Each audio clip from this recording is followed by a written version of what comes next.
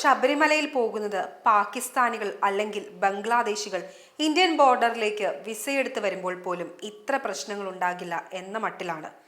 നിലയ്ക്കലിൽ തുടങ്ങുന്ന പ്രശ്നങ്ങൾ പിന്നീട് അങ്ങോട്ട് കൂടെയുണ്ട്. എരുമേലിയിൽ ഭക്തരുടെ കാണിക്ക കൊണ്ടുണ്ടാക്കിയ പഞ്ചനക്ഷത്ര പള്ളിയും പരിസരങ്ങളും വൃത്തിയോടെ നിൽക്കുമ്പോൾ ചളിയും കുഴിയും മൃഗമനുഷ്യ വിസർജ്യങ്ങളും കൂടി കലർന്ന പാർക്കിംഗ് ആണ് ഭക്തർക്ക് നിലയ്ക്കലിൽ. അവിടെ നിന്ന് ലോകത്തെ ഏറ്റവും വൃത്തിഹീനമായ പ്രാകൃതമായ ട്രാൻസ്പോർട്ട് ബസ്സിൽ തുടങ്ങി ദുരിതയാത്ര. കഷ്ടി 1.5 മീറ്റർ പോലും വീതിയില്ലാത്ത പാലത്തിലൂടെയാണ് ലക്ഷക്കണക്കിന് വരുന്ന ഭക്തർ തിക്കിത്തിരക്കി പന്നിക്കൂട്ടങ്ങളെ പോലെ പോകേണ്ടത്. ചളിയും പന്നി കഴുത മലവും മനുഷ്യവിസർജ്യങ്ങളും നിറഞ്ഞ പമ്പയും തീരവും. ഗണപതി കോവിലിൽ തുടങ്ങി ഭക്തരുടെ കാലുകൾ പൊളിക്കാനായി ഉണ്ടാക്കിയ 2 വഴികൾ. ട്രാക്ടർ ഓടിക്കാനുള്ള റോഡും ടൈലുകളും കോൺക്രീറ്റും തട്ടിയിട്ട ഭീകരമായ പാതയും. ട്രാക്ടർ ടയർ ഗ്രിപ്പിനായി മെറ്റൽ വിരിച്ച വഴിയിലൂടെ നടക്കുമ്പോൾ ഓരോ ചുവടിലും വേദന കൊണ്ട് നീറുന്ന പിഞ്ചു കുട്ടികൾ തൊട്ട് മുതിർന്നവർ വരെ കാണാം. മറ്റേ വഴിയാണെങ്കിൽ പറയണ്ട, വഴുക്കി വീഴുന്ന ഭക്തർ. പ്രബുദ്ധർ എന്നറിയപ്പെടുന്ന കേരളത്തിൽ മറ്റൊരു ഭീകരത കാണാം. ഡോളികളെ തട്ടി നടക്കാൻ പോലും പറ്റാത്ത അവസ്ഥയായിപ്പോൾ. 4 മനുഷ്യർ ചേർന്ന് മനുഷ്യനെ ചുമക്കുന്ന പരിപാടി. കൈവണ്ടിയും റിക്ഷയും പല്ലക്കും നിരോധിച്ചു എന്ന് ഊറ്റം കൊള്ളുന്ന പ്രബുദ്ധ കേരളത്തിലാണ് മനുഷ്യൻ ചുമക്കുന്നത്.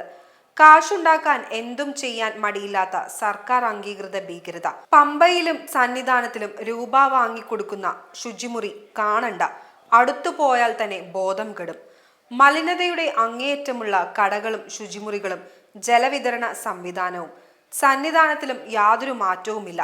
സ്വർണം പൊതിഞ്ഞ സന്നിധാനം. മാലിന്യം, ചളി, വിസർജ്യങ്ങൾ ഇവയിൽ പുരണ്ടിരിക്കുന്ന സന്നിധാനം. മലിനതയുടെ അങ്ങേയറ്റമാണ് അവിടം. മാളികപ്പുറവും ബാക്കി അനുബന്ധ സ്ഥലങ്ങളും. ഭക്ഷണപ്പുര അതിനും അപ്പുറം. കുളിക്കുകയോ നനയ്ക്കുകയോ ചെയ്യാത്ത പാചകക്കാരും വിളമ്പുകാരും. കടകളിൽ ഗൂഗിൾ പേ ചെയ്യുമ്പോൾ അർഷാദ്, അക്ബർ, റഷീദ്, സലീം ഇവരൊക്കെ സ്വന്തം മസ്ജിദിൽ പെരുന്നാളിനും മറ്റും കാര്യങ്ങൾക്കും പഞ്ചശുദ്ധി വരുത്തി വെള്ളക്കുപ്പായവും അത്തറും പൂശിയാണ് ഭക്ഷണം പാകം ചെയ്തു കൊടുക്കുന്നത് എന്നോർക്കണം. ഹിന്ദുവിന്റെ ആകുമ്പോൾ അത് വേണ്ടല്ലോ. ചളിയിൽ ചവിട്ടി നടന്നു ചെന്ന് പന്നിയുടെ കൂട്ടത്തിലിരുന്ന് കഴിക്കുന്ന ഭക്തർ. വിശപ്പ്, ഭക്തി അതിനേക്കാൾ മേലെയാകുമ്പോൾ എന്ത് ചെയ്യാം? മലയേറി 18-ാം പടി ചവിട്ടി മുകളിൽ ചെന്നാൽ ശിക്ഷയായി ഒരുത്തനും മര്യാദയ്ക്ക് ദർശനം കൊടുക്കില്ല എന്നാണ് പോലീസ് ആസാമിമാരുടെ ഇടപാട്. പണ്ടൊക്കെ വ്രതമെടുത്ത് അയ്യപ്പന്മാരായിരുന്നു പോലീസുകാരായിട്ടുണ്ടായിരുന്നതെങ്കിൽ ഇന്ന് കൂടുതലും കമ്മി ഗുണ്ടകളാണ്. ശ്രീകോവിലിന് മുന്നിൽ ഇരുന്ന് മൊബൈൽ കുത്തി കളിക്കുന്ന പൂജാരി വേഷധാരികൾ.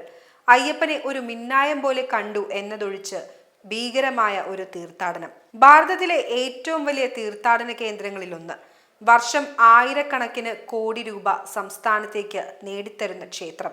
അല്പമെങ്കിലും വൃത്തിയും വെടിപ്പും മര്യാദയുമുള്ള ഒരു തീർത്ഥാടനം ഭക്തർക്ക് നൽകാതെ മുതലാളിമാരെ കൂട്ടി പഞ്ചനക്ഷത്ര ടെന്റുകൾ ഒരുക്കി സംഗമം നടത്താൻ പോകുന്നു.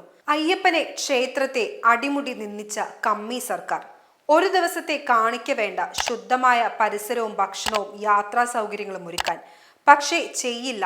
പന്നികളെ പോലെ ഹിന്ദുക്കളെ കാണുന്ന രാഷ്ട്രീയ പാർട്ടികളെ, സർക്കാരുകളെയാണ് ഇവിടത്തെ ഹിന്ദു എന്ന് പറയപ്പെടുന്ന കേരളത്തിലെ ചില ഹിന്ദുക്കൾക്ക് പ്രിയം.